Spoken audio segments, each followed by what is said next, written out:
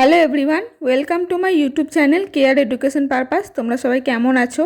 আশা করি ভালোই আছো। তো তোমাদের এসএলএসটি এক্সামের প্রিপারেশন কেমন চলছে আমাকে জানিও। তো আজকে আমি তোমাদের সাথে শেয়ার করতে চলেছি এসএলএসটি এক্সামের হিস্ট্রি কোয়েশ্চেন, অর্থাৎ ইতিহাসের প্রশ্ন, তোমাদের এমসিকিউ টাইপ কোয়েশ্চেন অ্যান্সার তোমাদের সাথে আজকে শেয়ার করব। টপিক হচ্ছে বৈদিক যুগ। এই বৈদিক যুগ থেকে তোমাদের সাথে আমি এমসিকিউ কোয়েশ্চেন অ্যান্সার শেয়ার করব। তো চলো ভিডিওটা শুরু করা যাক। প্রথমেই দেখো বৈদিক যুগ এসএলএসটি এমসিকিউ কোয়েশ্চেন অ্যান্সার। তো দেখো প্রথম প্রশ্ন, বেদকে ভিত্তি করে উদ্ভব ঘটে। তো দেখো চারটি অপশান আছে, সঠিক উত্তর হচ্ছে বৈদিক সভ্যতা। আর্য শব্দটি এসেছে, এখানে চারটি অপশান আছে, সঠিক উত্তর হচ্ছে সংস্কৃত শব্দ থেকে। আর্যরা যে 7টি ভাষায় কথা বলতো তা হলো, দেখো চারটি অপশানের সঠিক উত্তর হচ্ছে ইন্দো ইউরোপীয়। আর্যরা ভারতের প্রাচীন অধিবাসীদের বলতো, সঠিক উত্তর হচ্ছে দাস বা দস্যু। অধিকাংশ পণ্ডিতরা মনে করেন আর্যরা ভারতে এসেছিল, চারটি অপশানে সঠিক উত্তর হচ্ছে ইউরোপ থেকে, মানে অর্থাৎ ইউরোপ থেকে তারা এসেছিল। আর্য কথার অর্থ হলো সৎ বংশজাত। আর্যরা মোট কটি ভাষায় কথা বলতো? উত্তর হচ্ছে 7টি ভাষায়। বৈদিক সভ্যতা কী ধরনের সভ্যতা? উত্তর হচ্ছে গ্রাম কেন্দ্রিক। আর্যদের আদি বাসস্থান ওরাল পর্বতের দক্ষিণে কিরগিজের তৃণভূমিতে বলেছেন, সঠিক উত্তর হচ্ছে অধ্যাপক ব্যান্ডেলস্টাইন। আর্যদের প্রাচীন সাহিত্য ঋগ্বেদ রচিত হয়, উত্তর হচ্ছে খ্রিস্টপূর্ব 1500 থেকে 1000 অব্দ। বেদ কথার অর্থ হলো জ্ঞান। গায়ত্রী মন্ত্র রচিত হয়েছে ঋগ্বেদে। জ্ঞানের সময় স্তোত্রগুলি গীত হতো কোন বেদে? উত্তর হচ্ছে সামবেদে। ঋগ্বেদে স্তোত্রের সংখ্যা ছিল, উত্তর হচ্ছে 1028, অর্থাৎ অপশন সি। সৃষ্টির রহস্য, চিকিৎসাবিদ্যা ও বংশীকরণ মন্ত্র স্থান পেয়েছে, উত্তর হচ্ছে অর্থব বেদে। উপনিষদের আলোচ্য বিষয় হল দর্শন। বেদান্তের সংখ্যা ছিল, উত্তর হচ্ছে 6টি। ষোড় দর্শনের মধ্যে গৌতম রচনা করেন, উত্তর হচ্ছে ন্যায়শাস্ত্র। ছাত্রবেদ নামে পরিচিত, সঠিক উত্তর হচ্ছে অথর্ববেদ। বৈদিক যুগ কটি ভাগে বিভক্ত হয়েছে?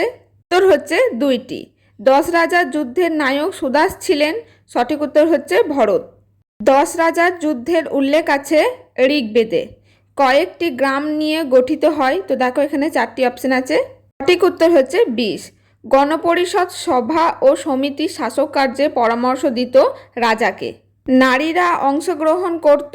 দেখো এখানে 4টি অপশন আছে, সঠিক উত্তর হচ্ছে সমিতিতে। 10 রাজার যুদ্ধে পরাজিত বিশ্বামিত্র ছিলেন একজন পুরোহিত।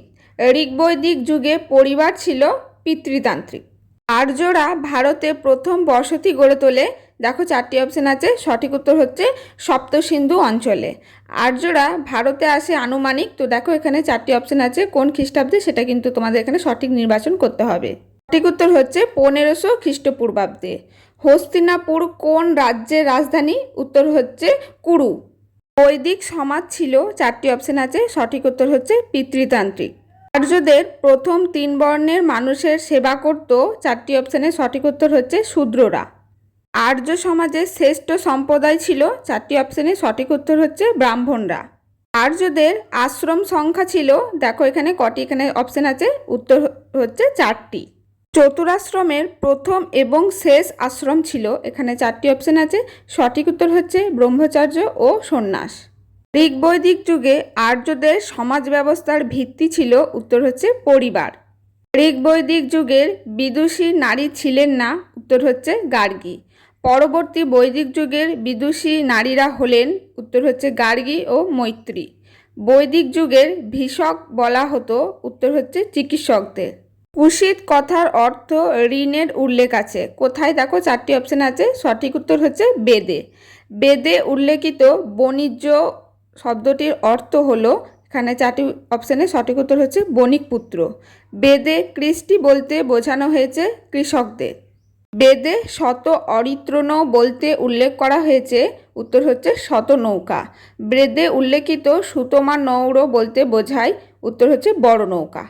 আর্যদের বিনিময়ের প্রধান মাধ্যম ছিল? সঠিক উত্তর হচ্ছে গরু। বৈদিক যুগে গাভীষ্টি বলা হতো গরুকে। আর্যরা ভারতে প্রথম ধাতুর প্রচলন করে লোহার। বেদে আয়ুষ বলা হয়েছে? দেখো 4টি অপশানে সঠিক উত্তর হচ্ছে লোহাকে। ঋগ্বেদে গোধূম বলা হয়েছে গমকে। ঋগ বৈদিক যুগের অর্থনীতির ভিত্তি ছিল পশুপালন। আর্য সমাজে গ্রামিণী বলা হতো, সঠিক উত্তর হচ্ছে গ্রামের প্রধানকে। আর্য সমাজে রাজাকে পরামর্শ দিত সভা ও সমিতি। বিষ এর প্রধানকে বলা হয় বিষপতি। বৈদিক যুগের শাসকরা উপাধি গ্রহণ করতেন না। তো এখানে দেখো 4টি অপশন আছে, কারা? সঠিক উত্তর হচ্ছে সুলতান। 10 রাজার যুদ্ধে ভারত গোষ্ঠীর রাজা ছিলেন সুদাস। ভারত উপজাতির রাজা সুদাসের পদচ্যুত প্রধান পুরোহিত ছিলেন বিশ্বামিত্র। উগ্র বলা হতো, সঠিক উত্তর হচ্ছে পদস্থ কর্মচারীকে। ঋগ্বৈদিক যুগে দেবতা ছিলেন না। তো দেখো এখানে দুটি করে দেবতার অপশন আছে, তো ছিলেন না এখানে সঠিক উত্তর হচ্ছে শিব ও বিষ্ণু। ঋগ্বৈদিক যুগে দেবী ছিলেন না, 4টি অপশন আছে, সঠিক উত্তর হচ্ছে অরুন্ধতী। বৈদিক যুগের যজ্ঞের অন্তর্ভুক্ত নয়, সঠিক উত্তর হচ্ছে বিরাট। পরবর্তী বৈদিক যুগের দেবতা ছিলেন না, 4টি অপশনের সঠিক উত্তর হচ্ছে অগ্নি। আর্যদের প্রাচীনতম গ্রন্থ হলো ঋগ্বেদ। শ্রুতি বলা হয় বেদকে, মানে বেদের অপর নাম কিন্তু শ্রুতি। বেদকে শ্রুতি বলা হয় কারণ, তো দেখো কি জন্য বলা হয় সেটা এখানে আছে, হচ্ছে শুনে শুনে মুখস্থ, অর্থাৎ শুনে শুনে মুখস্থ করা হতো বলে বেদের অপর নাম শ্রুতি। বেদ রচিত হয়েছিল কোন ভাষায়? সঠিক উত্তর সংস্কৃত ভাষায়। পরের প্রশ্ন দেখো, বেদ কয় ভাগে বিভক্ত ছিল? উত্তর হচ্ছে 4 ভাগে। প্রতিটি বেদ কয় ভাগে বিভক্ত ছিল? সঠিক উত্তর হচ্ছে 4 ভাগে। বেদের ক্রিয়াকাণ্ডের বর্ণনা আছে, তো দেখো 4টি অপশন আছে, সঠিক উত্তর হচ্ছে ব্রাহ্মণ ও সংহিতায়। বেদের দার্শনিক ব্যাখ্যা আছে, তো দেখো 4টি অপশন আছে, সঠিক উত্তর হচ্ছে আরণ্যক ও উপনিষদে।